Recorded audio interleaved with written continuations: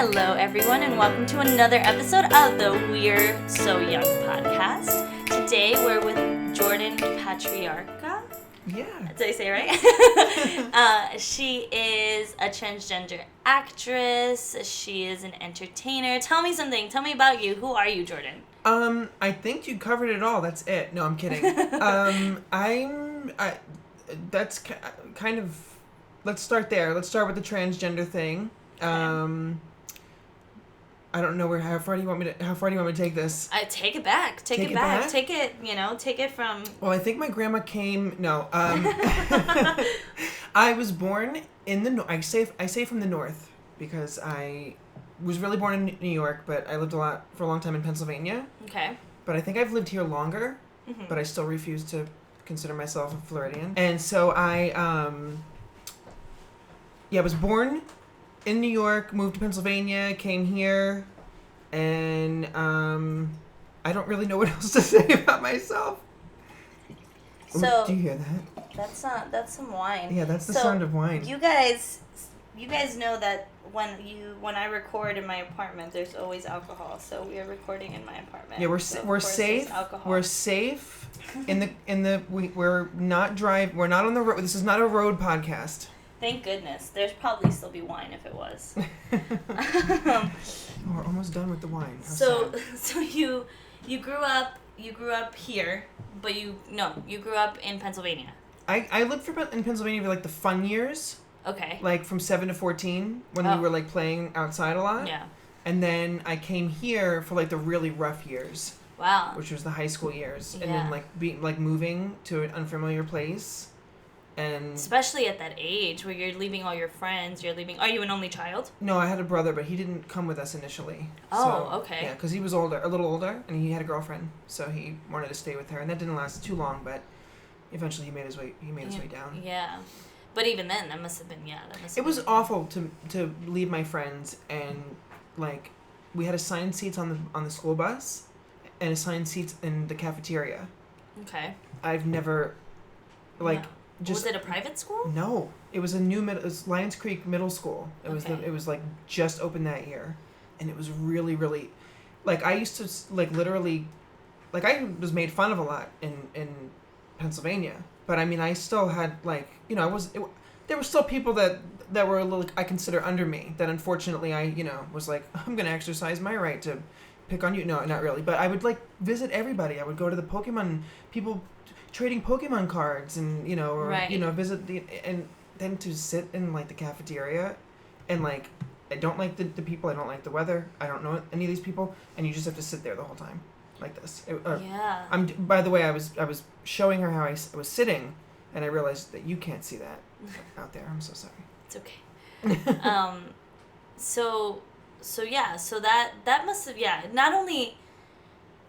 Not only are you coming here when you don't have any friends and you don't know anybody and you don't like the weather, but it's also a culture shock. You're not Hispanic or anything. No, I'm Italian. Yeah, South Florida is it is a culture shock for people yeah, I guess I didn't notice anything. Okay. I mean, I lived in Pennsylvania, and I think Pennsylvania had more people from New York in it than I think from Pennsylvania in the part that I lived in. And all my friends growing up, I had a very, very diverse group of friends. We lived in this neighborhood. It was called Oakview Terrace, but we kind of call it Crackview Terrace now because they really let it go, and it's just, I don't know. Ain't that so sad? It really is, because I still, whenever I go there, I still like to go and look at the woods that we used to. They took out half the woods, so I'm so thankful I grew up in Pennsylvania for those years, because I'm really sorry if I didn't have the woods to play in as a kid. Right. I think it's the woods just so imagination runs wild, and they're very scary, or they're just very magical. There's. Yeah. I would be very bored with the palm trees and the sand here. That's so interesting. Yeah. I mean, I never played in the forest. I never, and I feel like here people are, at least growing up for me, it was very. I was very coddled. I couldn't really go out by myself, and you see that on TV. people were like, all right, bye, Mom, I'm taking off with my bike. That didn't happen. You weren't allowed to do that? Yeah, so it is a very different kind of childhood. I couldn't really do anything like that either. We lived across the street from this, we called it the Kmart Plaza, because it had Kmart, it had a great Chinese restaurant, it had a McDonald's, it had a great pizza place, it had a supermarket, it had a CD store, CD, not a CD like shady, like a record store, I guess you could say, but there was, it was modern, it wasn't really records. But anyway, all my friends, like, at the age of, like, 7, were able to, like, walk across the street, and I kind of had to, like, stop at, like, the line of the neighborhood and just be like, I can't go. And then I remember one summer, we were all, like, having a sleepover, and everybody walked across the street. My mom was walking up, like, she used to do, like, power walking around the neighborhood, and she saw me, like, at the last lonely light. She's like, all right, you can go. And that then started the year of me being able to just go across the street. I wish I could remember the age that I was. That must have felt, that's most such a people. liberating It moment, really was, you know? yeah. I was like, oh, I can finally walk across the street now and go get, I pulled enough money to get it together to buy an egg roll from the Chinese restaurant, and it was, very fun. I think I evaded being kidnapped one time,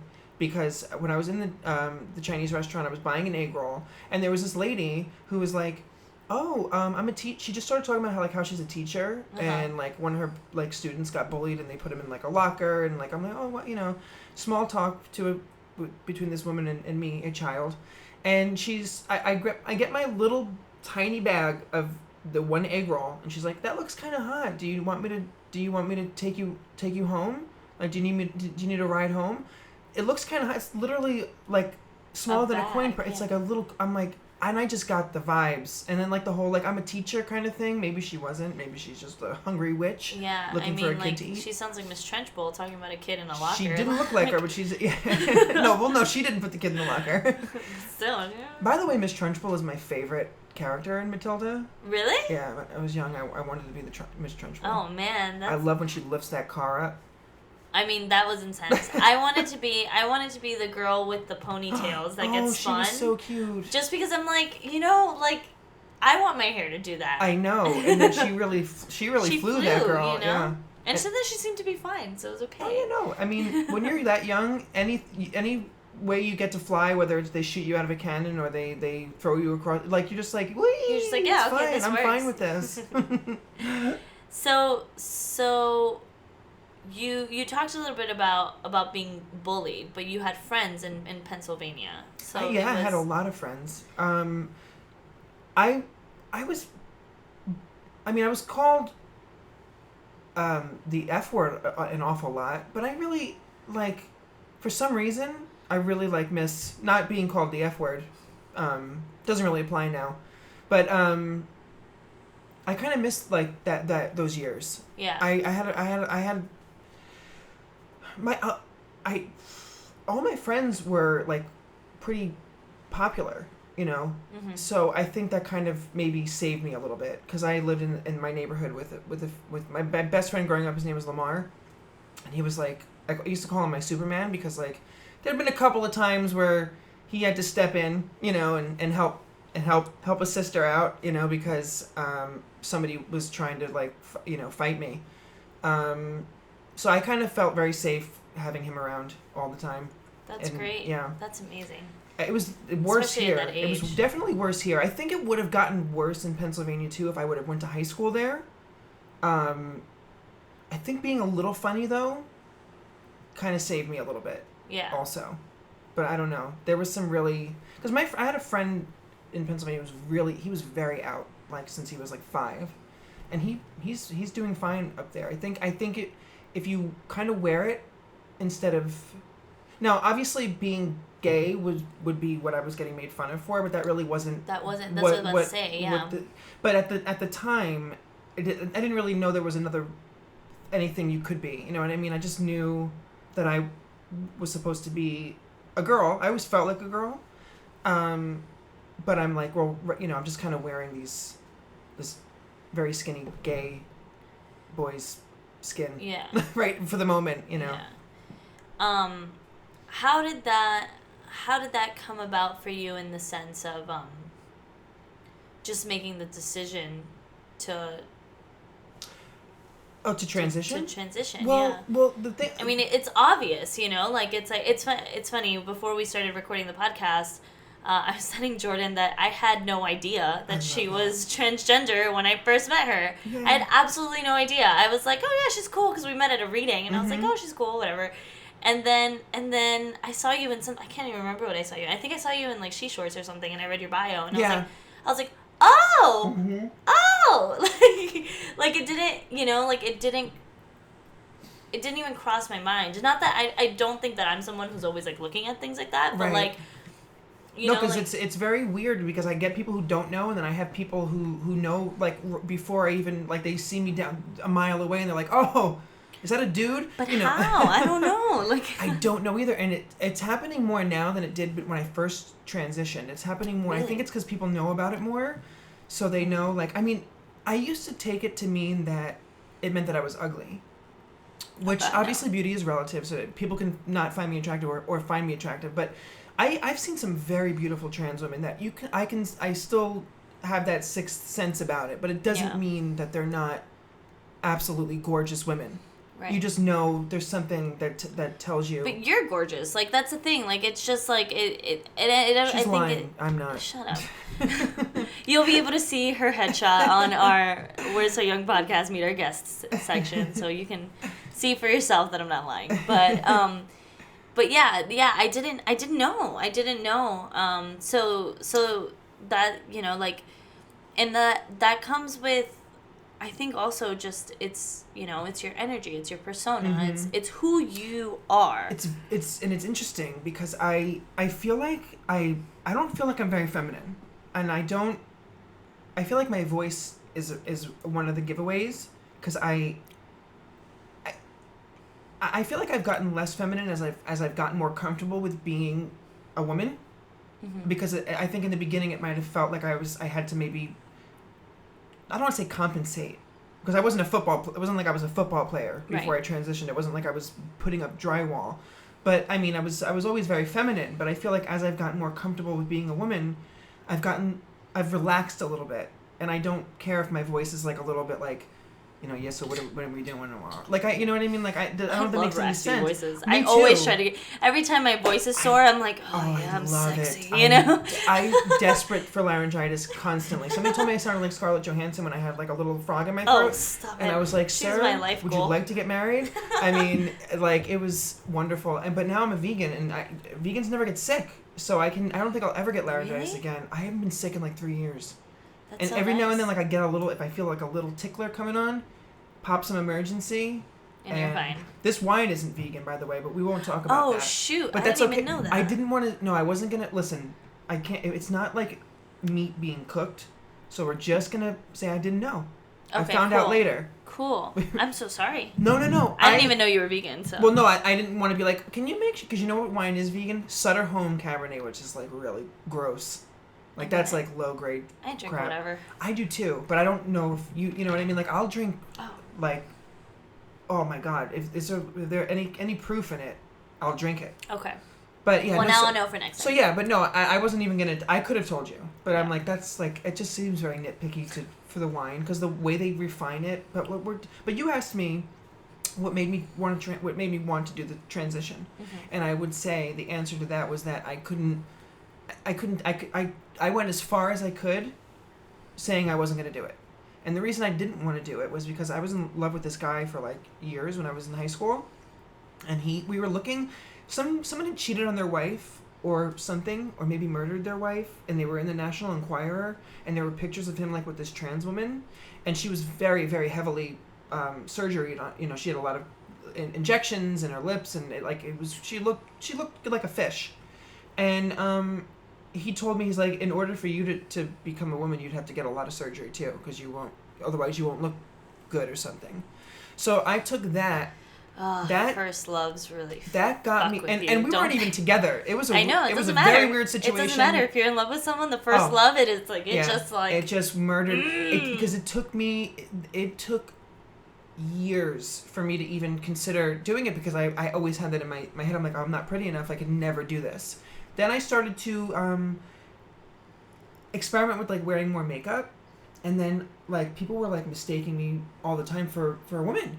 I'm like, oh, and all I've done, put a little makeup over my 1 o'clock, 2 o'clock, 3 o'clock. I used to have a 5 o'clock shadow that you could see.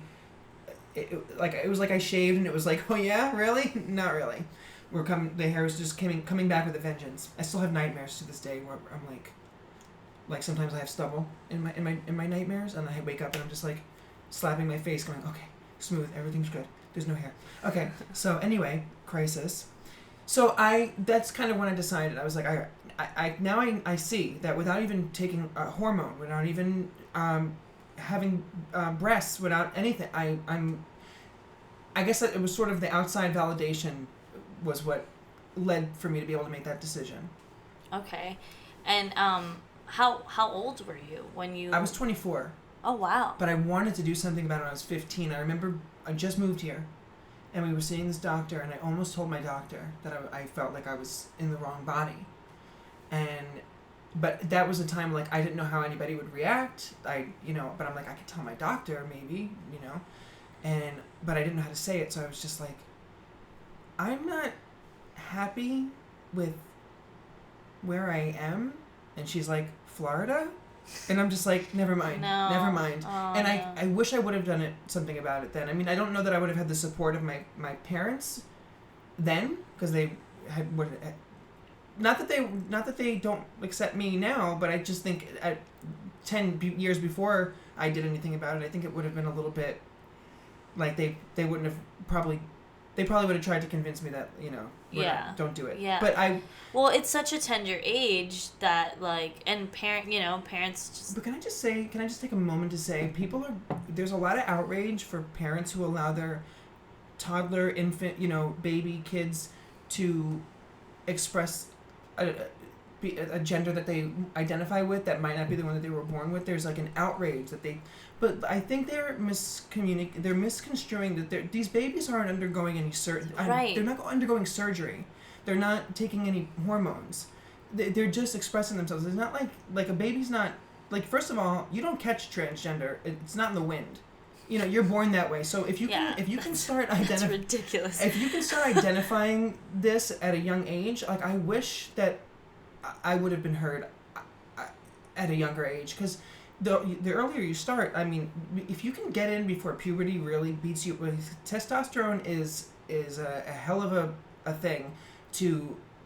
You really can't turn the tide back on that so much. That's why the older you get when you transition, that's why it's a little bit more. Testosterone really does a lot of damage for somebody transitioning into female. If I would have done something about this at 15, I'd probably be a lot prettier. Because no, I'm just saying, because I remember when I first hit puberty, I was like, what happened to my face? Because my face before was just a cute little face. I could have been a girl. That's why I wasn't that unhappy when I was very young, because I just was like, I'm a girl, even though I have to wear these boys' clothes or have my hair short. I still, like, I'm a girl, and every time I played a game with my friends, I'm like, pretend I'm a girl, and like, all right, no problem. Then when I started to hit puberty, I was like, oh, what is happening? The face is very, very, I was like, that was like the first, like, sign of, like, oh my God. If I could have caught that earlier, I would have loved it. But these children, they're not getting any surgery. So and they're not even, and I think that they're, like, even then, the kids they can't get hormones until a certain age. Right. So it's like... At best, what you can do is block I'm talking for somebody transitioning into female. On the other spectrum, I don't really know that much about it. But you can start blocking the testosterone at a certain age, like maybe around 15. Yeah. And then... And by then, it's like, we have to give... and I say the word kids very lightly, but we have to give kids and teens way more credit about what they know. Absolutely. They know, and especially about their own bodies and their own person. Exactly. And I think what people think is like, because I would say, a few years ago when you asked me that question, how young would you, like, what would you do if your child came to you at a young age? It's like, I'm like, I admit it is kind of tricky, because a lot of young boys play with dolls, and maybe they're gay, or maybe they're just playing with dolls. Just playing with dolls, yeah. But I think that this is a little different than just playing with dolls. I know Jazz, she has the TLC show. She's the young transgender girl. Jazz, yeah. Her mother actually used to come to the salon that I worked at, and she told me that like when Jazz was very young, she would have like nightmares about getting like at the age of 3, nightmares about getting hair on her legs when she got older. Like that's a lot different than playing like maybe they're playing with dolls. What does that mean? Yeah, Like to express it is a real thing. Yeah, that's like a crisis. Having a crisis about getting hair on your legs at the age of 3, that's something that needs to be looked at. And I would wear jeans all the time. I remember I was in this. I was an extra in Wet Hot American Summer, and I was in 7th grade, and I had to wear shorts, and I couldn't shave my legs because my mom would have been like, "What are you doing? Why are you doing that?" You know. Right. So I had these shorts on, and every time I wasn't on film or on whatever on camera, set, I put my jeans back on because I didn't want to be out there with these hairy legs. And I remember I forgot, and I sat during the whole scene with my jeans, and they were like, well, you have to come out of the scene because I had the jeans on, and I probably could have just taken them off, but I'm just like, all right, you don't get to be in this cafeteria scene. Oh, but, no. But I just like my mom would like make me wear shorts sometimes, like for like events, like not event, like we had like if we're right, parents are like, you should wear this. She used to pick out my clothes when I was of a certain age, because I couldn't be bothered to do it, and I was like, I used to hate wearing shorts, and then I think when we moved here, I think is when I started I'm just like, fuck it, I'm shaving my legs, I don't care. And then, it's too hot. I'm just like, I can't take it anymore. I just... Also, that's like the right age, like 14, 15. Yeah, it's pretty... At that time, you're. But it's tricky when you're not a female yet, and right. your family's like, what are you doing? What's going on? Like my mom had, I think, a lot of crises over it. Everybody's wonderful now. I had tremendous support from everybody. Mm-hmm. That's amazing. So you were 24 when you made the official decision. Yeah. Let's piggyback on what we were just talking about. How was it telling your family? Well, did you come out, or was it one of the, because it's not a matter of coming out when you're it's. I think they call it that still. I think. Really? Maybe. I think so. Because I don't even know how to explain it, because it's like you. Like, when you were younger, did you tell your parents about what you felt? Well, what you wanted to tell your doctor? Did you eventually tell? No, the reason I really couldn't tell the doctor is because I was afraid of what my parents would say. Like, they had kind of... Like, I was in my mom's clothes all the time and singing, like, Golden Girls, which I get, that's like that could be just growing up to be a gay man, you know what I mean? But, they knew something was going on. Right. And, I never really expressed. They had expressed to me that there were certain things that I would do that like boys don't usually do. Mostly my mom. My dad couldn't really give a shit. In fact, my father and I used to record ourselves on like film and like play like we were both cops, because my dad was a cop, so we were like both cops, and I was obsessed with Holly Hunter in the movie Copycat, and she plays a cop. And I used to tell my dad, pretend that I'm her. That's my character. That's the character I'm being. And my dad absolutely never said, no, you're not allowed to do that. I love that. Yeah. That makes me so happy. And what's also funny is her name was, I think her last name was Monahan, but she would introduce herself as like Inspector Monahan, Homicide, because she worked in the Homicide Department. And I used to think that her name was Monahan Homicide. So I'm like, pretend I'm Monahan Homicide. So, yeah. Then one day I was like, oh, that's not her name, you 12-year-old? No.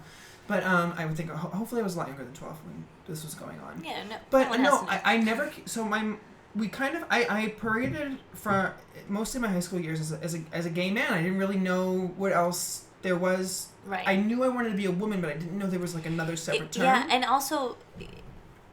I'm not sure how old you are right now, but like, it's just very different now than it was back then. Yeah, there's a lot of terms. There's so many terms, Yes. and like back then there wasn't.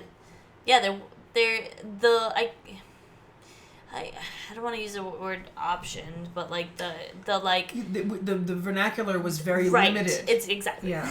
I was like, it's not an option. It's not. It wasn't an option. Yeah. You know. So and that's why I think a lot of people still think that like a trans woman is just like a gay guy who was so gay that they had to become a woman. It's like no, it's not even remotely. Like I've had girlfriends. Like I'm not necessarily. It doesn't mean like you go from gay to trans overnight.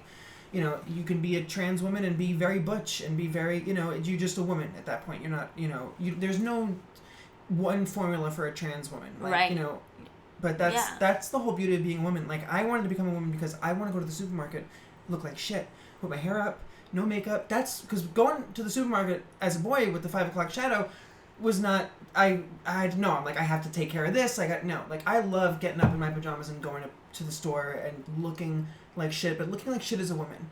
But I never. I love that. That's like my.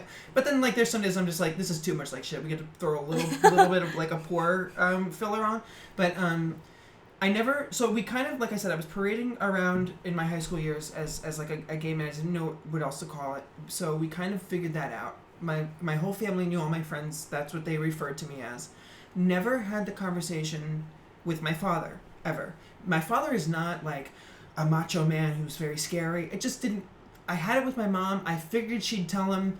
My dad never winced at all. He never seemed to like make a change in how he treated me or which his is behavior. amazing. Exactly. So one day I'm like, Mom, did you tell Dad that like? Because I'm like, he's acting. She's like, yeah, I told him ages ago. I'm like, oh, I'm like, wow, I wouldn't have known because it was still not a comfortable thing to talk about. But however, long story short, too late. I made the phone call when I was going to tell him that I was going to start transitioning. So I thought it was interesting because I never came out to him. It would have been a false coming out anyway. I wasn't stopping it there. I'm gay. No, right. It wasn't really true. That's why I'm saying, like, it's like, what do you say? How do you call that? Like, no, but then you just make the phone call and say, listen, I'm going to start to become a woman now. I'm transitioning. So now he instead of calling me buddy, when I call him, he calls me sweetie or sweetheart, Very easy for transition for him to make as well. That's great. That's amazing. Mm-hmm. And everybody, my mom was a little weary, but my brother, I think my brother was just like, I know. Everybody was like, yeah, we know. So, and then like my grandma. Which must have been such a huge weight off your shoulders, Mm-hmm. Even if you feel like they were very supportive, like that's just still like a huge thing that, anytime I have a huge life decision, it's like whatever my mom and my grandfather think, that's gold for me, So that must have been just a huge weight off your shoulders. It was, but I didn't, in all honesty, I didn't really feel like I had a big weight going into it because I didn't really feel like they weren't going to support me. I really did. We really have a pretty decent relationship. Even my grandma, like, she's so cute. She tried to give me a bra one time, but she's a lot bigger in the chest than I am. I'm like, Grandma, thank you. I'll use this to, like, collect coconuts or something. But, I mean, it was so cute. And she called me her granddaughter up until, the day she was starting to lose her mind just a slight bit, like, the last week of her life. And I always wonder, like, if she even remembered me maybe not being this way. You know what I mean? Because she didn't, she didn't seem like she didn't know who I was, but there was certain things she was forgetting. But what a great memory of her, just like seeing you for who you are. Mm-hmm. Yeah, exactly. So absolutely. that's beautiful, Mm-hmm. Were you scared in any way to do the whole process? I don't even. It all, I sound really, like, ignorant about it, but it's all very foreign to me. Yeah. Like, it's just, like, I don't really know. I actually stopped to think, and I was like, I actually know a lot of transgender people. I just don't even think about it, right? You know what I mean? Like, it's just like, oh, it's making them happy. It's who they are. Great, And Mm-hmm. I don't even think about the process. But it is such a process. Were you scared to start any of it? Were you... I would say I was more impatient than anything. Because once I made the decision, it was like, it's got to happen now. I need to. My biggest hurdle, what I was mostly scared about, was I had tried to get laser hair removal on my face before, like years before. And something happened where, like, my face got, like, really infected. I think I tried to shave too early. And it was just, like, tiger stripes of, like, red bum. It was awful. And, like, and then and then I had to stop. So I'm like, in order for me to do this, I need to get rid of the facial hair. Has got to go. I'm not going to be, listen. This is my personal journey. If you're a trans woman out there who still has, is still working with that or still dealing with that, but for me, like I would not wear a female's. I would not start dressing like a woman until my facial hair was gone, because I just didn't want to be that. I'm not gonna be caking. I had when I was experimenting with makeup, I was caking a lot of makeup on, right, and it was still coming through. Like at the end of the day, it was just, for me, that was like that was what I was scared of, that the laser hair removal wasn't gonna work, because right. I had such a bad experience. I'd say that's what I was the most afraid of, and luckily. You did laser hair removal while you were getting through the treatments? I started my laser hair removal and the testosterone blockers, I think, around the same time. Okay. Which was good, because when you're producing testosterone and you're a male and you're getting laser hair removal, that's all great, but you're probably going to get it back again because you're producing testosterone all the time. Right. So that kind of helped.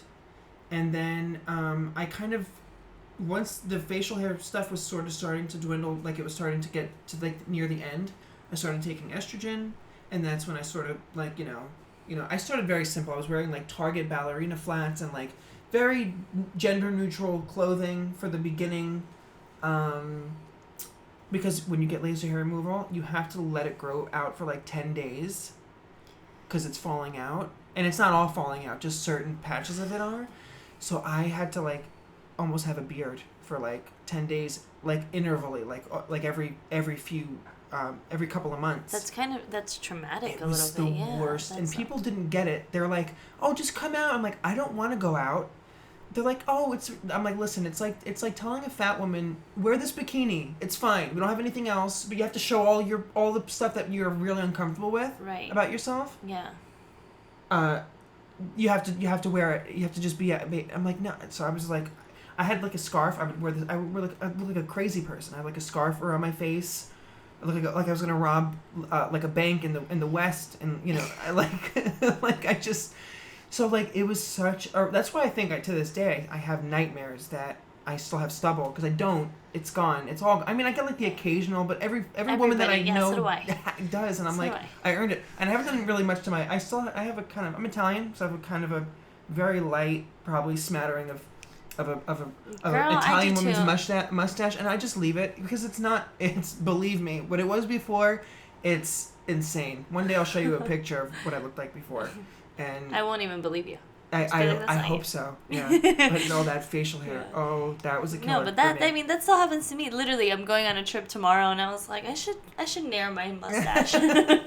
Well, just so you know, you need to get. So I had to do laser hair removal, and laser hair removal is really good with dark hair. Well, I think it's come a long way now, because I've done. This was. It's painful too, right? It's very painful. It's I want to get it done. It's a wet hot rubber band is they're like, here. Oh, whoops! I'm breaking your apartment down. It's like they're smacking a really big wet hot rubber band on your, and it's also on fire, the rubber band as well. Oh, I just want to finish that. I had to finish up with electrolysis on my face too. And just in case anybody out there's maybe writing some things down, because they're looking to get into some things, Did you have to get any surgeries? I got my bottom area surgeried. Okay, yeah. Was that scary? That was the worst thing I ever done in my life. Yeah. Yeah, and in fact, it wasn't even a complete success either. That's a long story that we need another podcast for that. Part 2. But it's not. I wouldn't call it a success, but it's I can wear underwear around the house now and feel comfortable, because I did not like walking around. And I mean, it's a process, you know what I mean? That's, even if it's not a success now, it's just you have the option to going back. Yeah. Right. Yeah, it's better than what was going on before. Yeah. I will take this Barbie doll crotch over what was going on before that, because I couldn't be it was just, that was really uncomfortable for me. And now I can wear whatever I want, and I walk around the house in my underwear. I would never do that before, because I just didn't want, I didn't want anything showing, in any way. I mean, it's weird thinking back, and I don't know if I'm getting too TMI, but I remember like just standing while I peed slowly, like once I started transitioning, slowly started turning into like sit, like even I don't care what was going on before my surgery, I was still sitting, but like, you know, I didn't sit all my life, but like when I was peeing, but I like that just like it got to a point like where they make these special underwear that you can like use that will help give you like kind of a flat surface, which are very uncomfortable, but it got to the point where like I was wearing them like 24/7 because like it just mentally you're connecting more to being that gender that you want to be, so you're really pushing your away anything that tells a different story. God, that's beautiful though. Like that's it's like the way that you're describing it. For me, it's like you're going from like caterpillar to cocoon to butterfly, yeah. Mm-hmm. and it's fucking beautiful. Mm-hmm. You know, like it's just like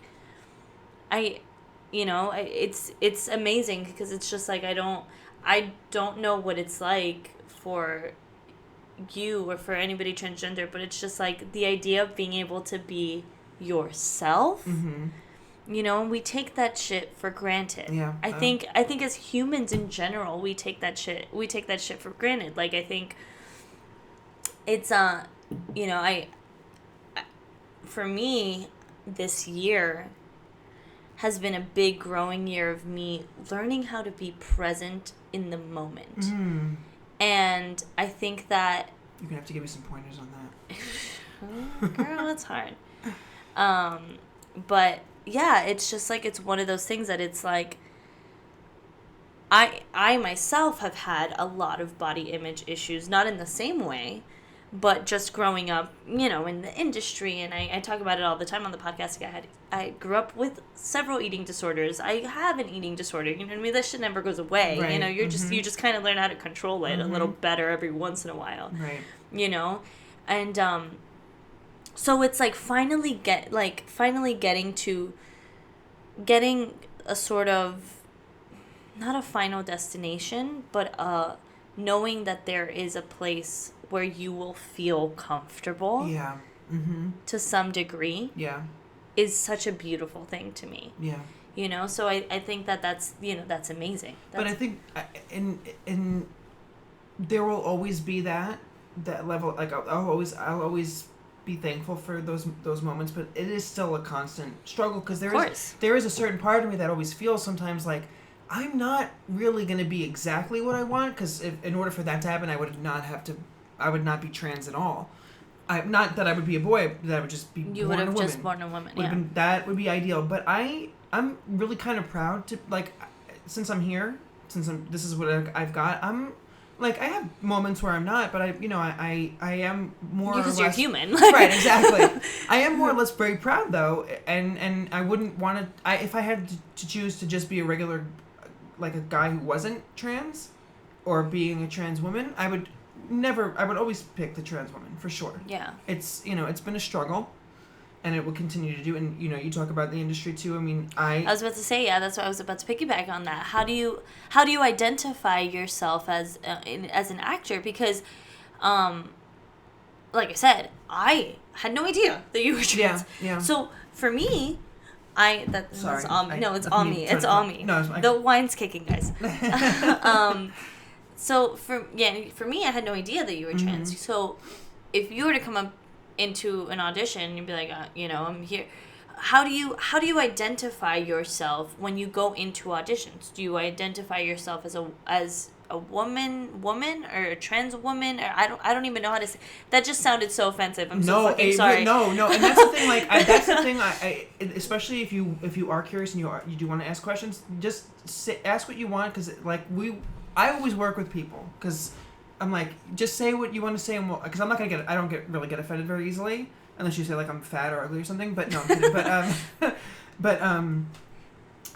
That's kind of up to my agents.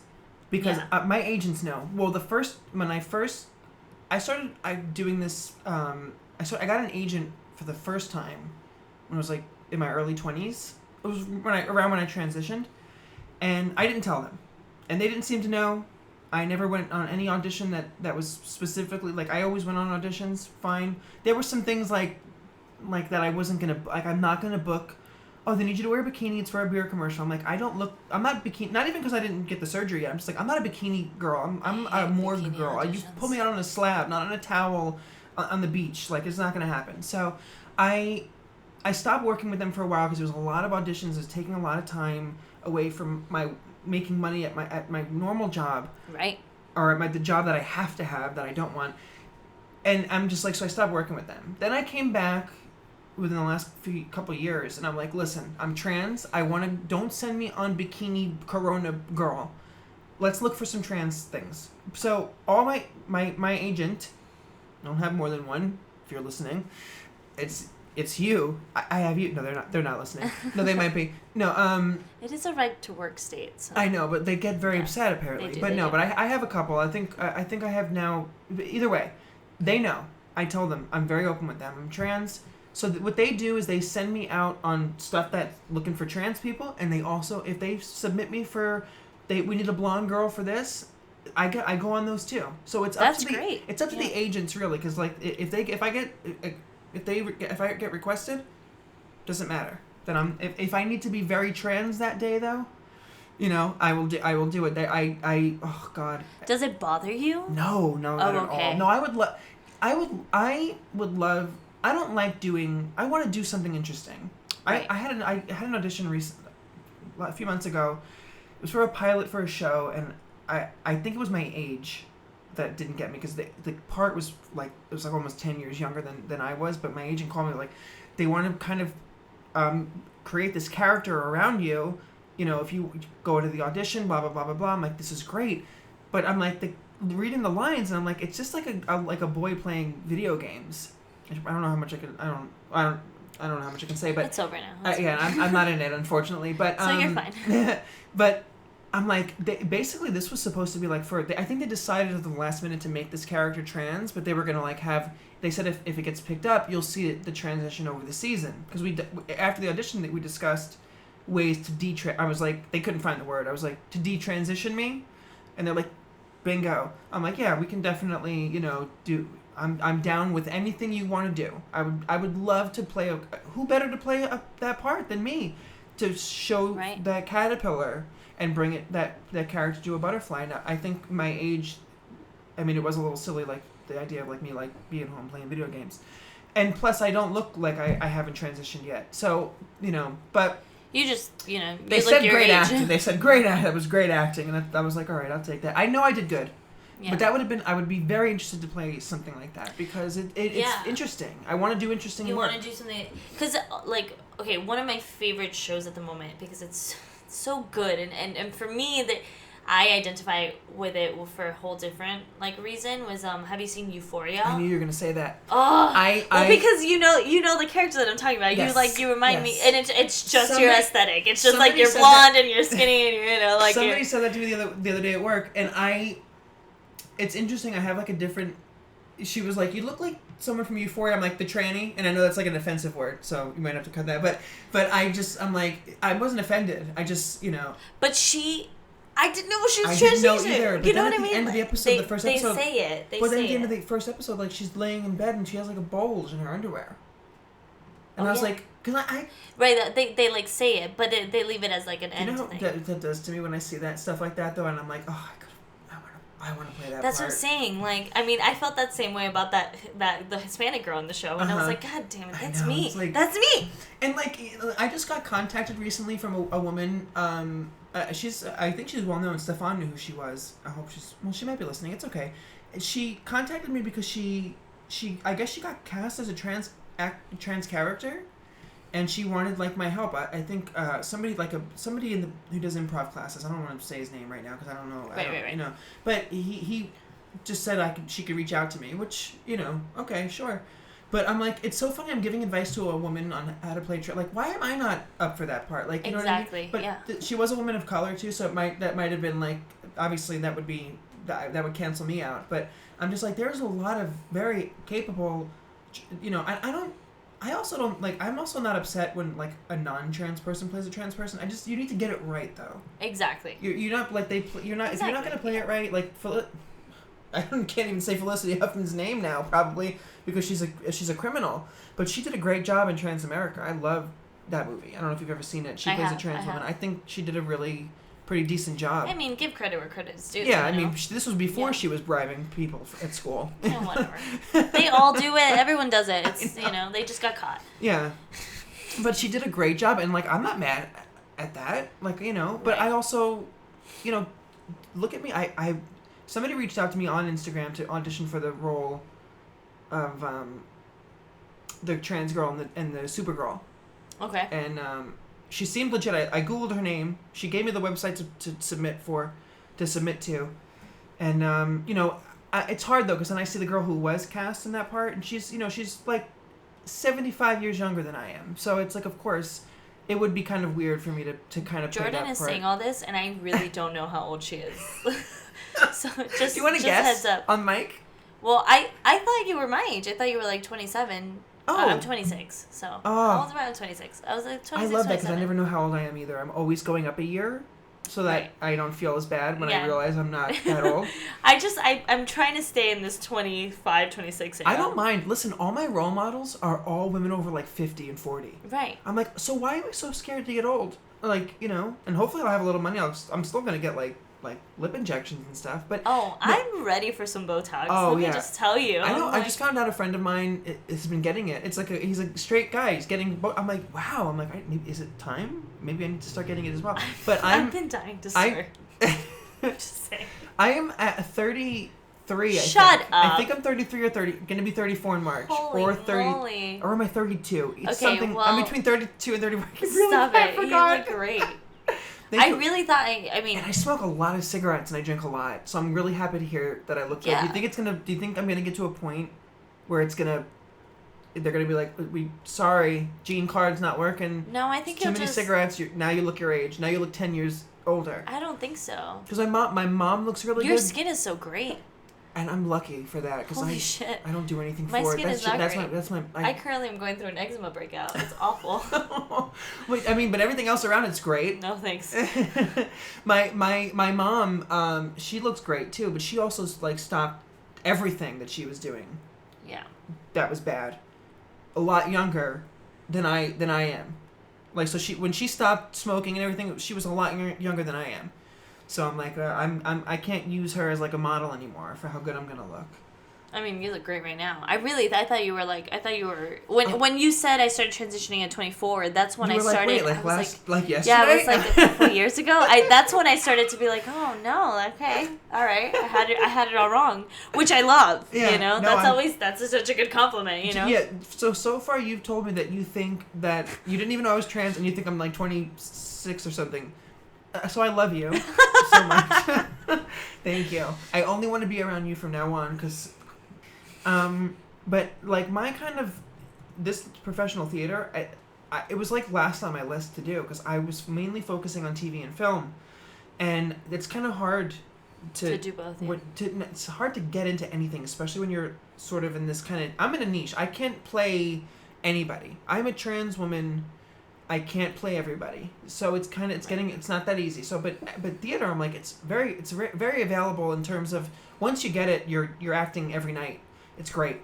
Like I don't have to. It's not a commercial where I'm like, try this. It's great, and then all right, cut. It's like it's instant gratification. Right. So, but having been in this theater community, I feel like I haven't been that long, but.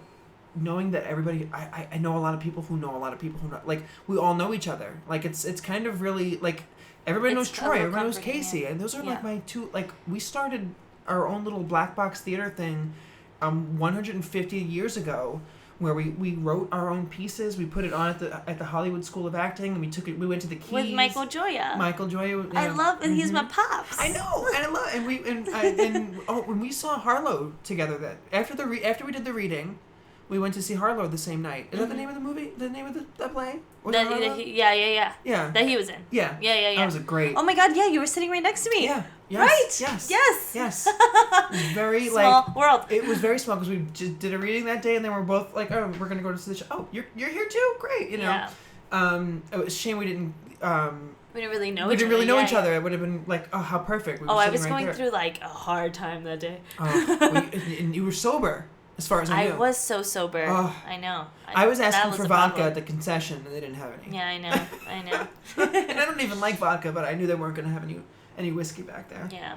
That's my go-to. Well, actually, tequila's my go-to. Whiskey's my second go-to. I do a lot of whiskey and a lot of bourbon, but I feel like when I start to seem puffy, I switched back to vodka because I hate vodka. Vodka makes me throw up.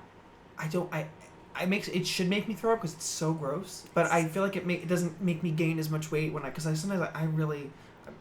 I mean, Girl, I don't drink that often. Are you on the tequila train?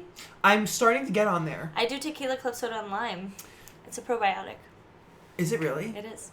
Okay. What kind of tequila do you like?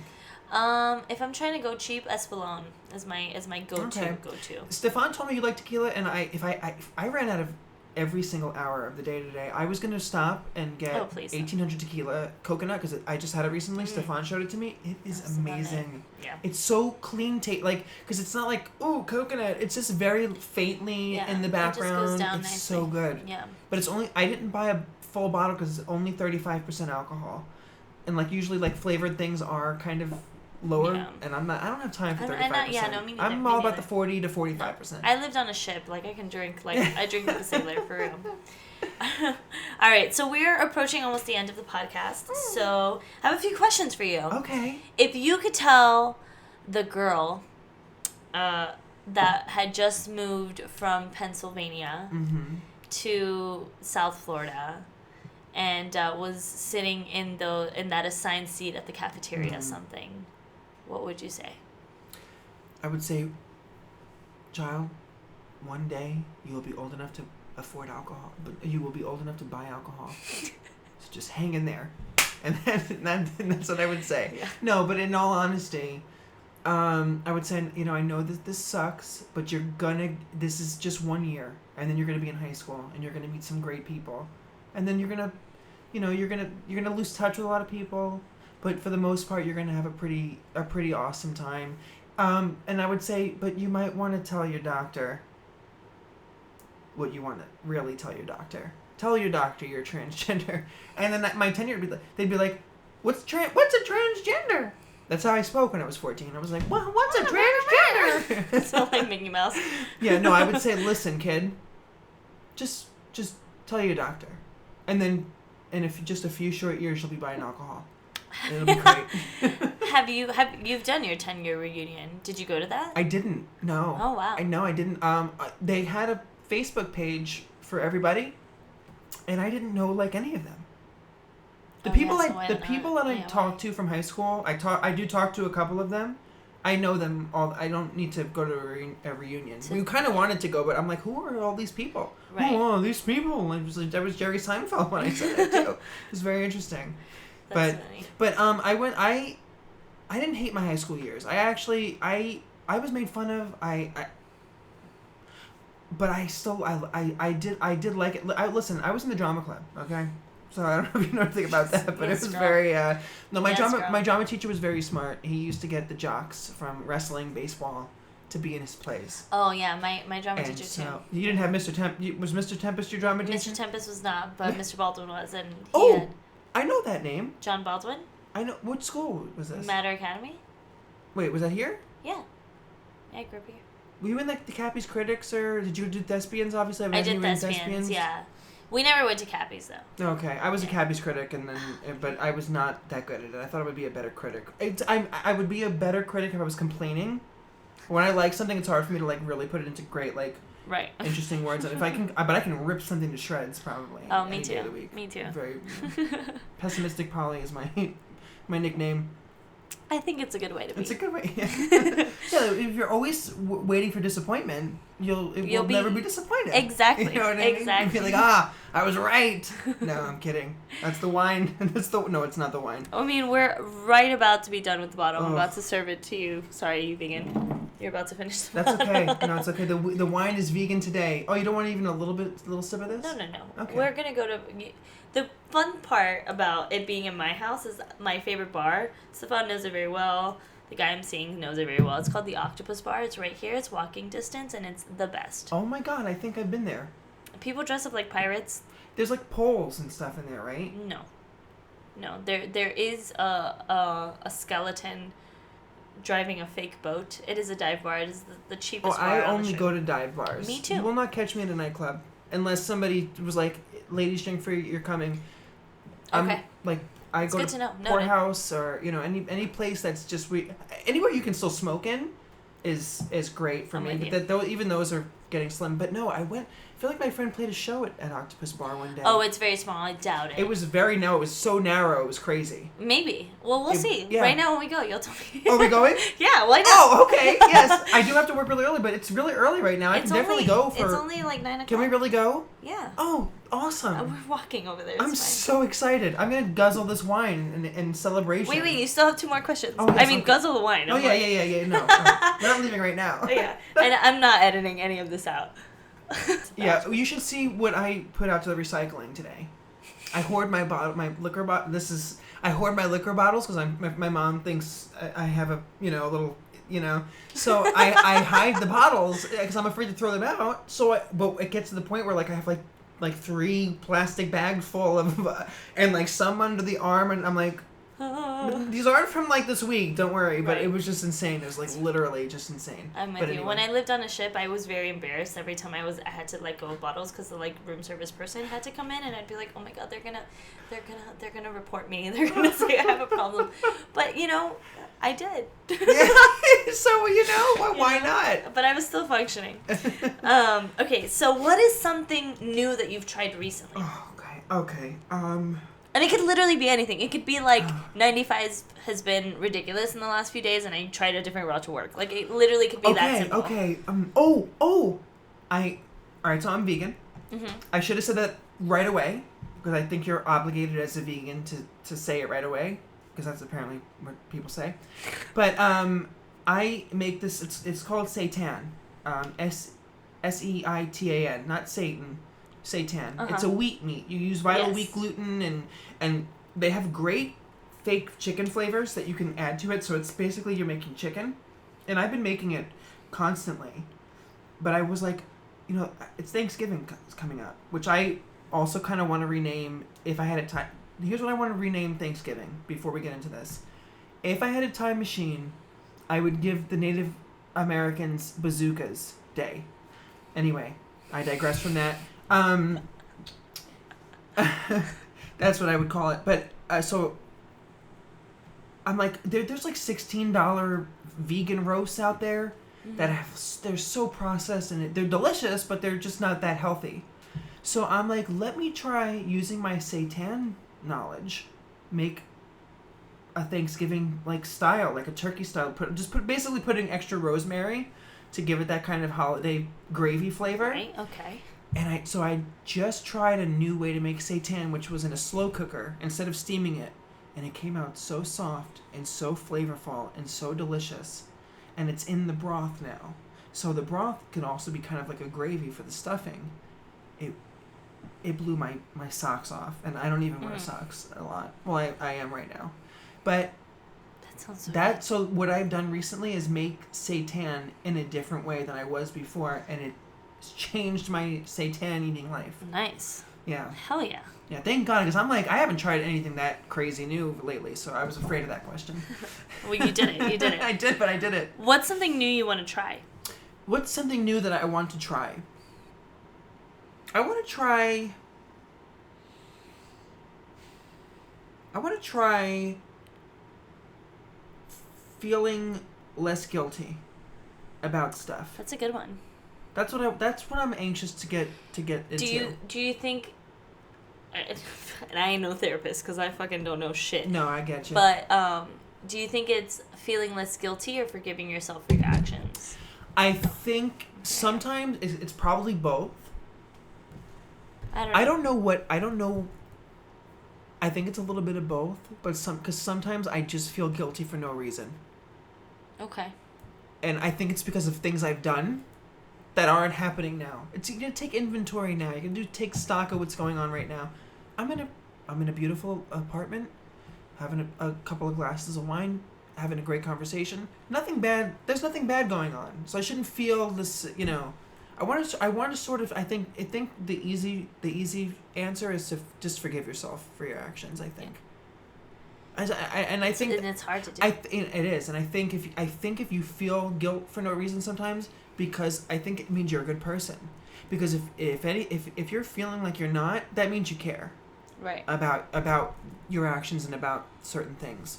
You know, we're all learning. We're all trying to take this day by day, and we're all being swarmed with new information constantly, and we're just all trying to catch up to it. We all, if you want to do the right thing, you will do the right thing. Right. You know. Yeah. All right. Can people find you on the gram, on the socials? They can find me on the gram. My Instagram handle is I want coffee in me. There's no spaces.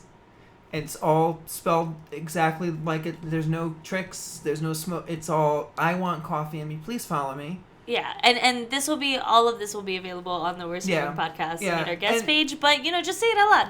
Yeah. Oh yeah. Oh, did you not want me to say it? No. Yes, I know. I definitely did. No, definitely did. I want coffee in me. Follow me, please. It might inspire. I used to do really silly videos, but there was a reason for that. I might tell you later. But I'm trying to get back into like just these constant videos. But I do have 2 wonderful comedians that follow me. So be like them. And follow me as well. Thank you. Great.